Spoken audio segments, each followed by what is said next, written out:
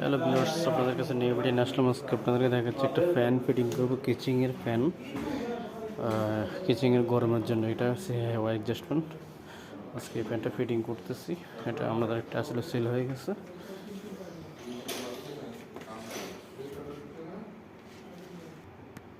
ফ্যানটার ডান্ডাগুলো fitting করে ফেলছি, এখন মোটরটা ফিটিং করবো, তাহলে ফ্যানটা ফিটিং করবো।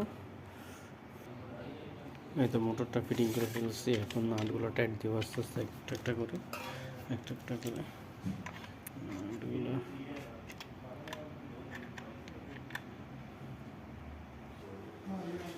হ্যালো ভিউয়ার্স, ফ্যানটা ফিটিং করে ফেললাম।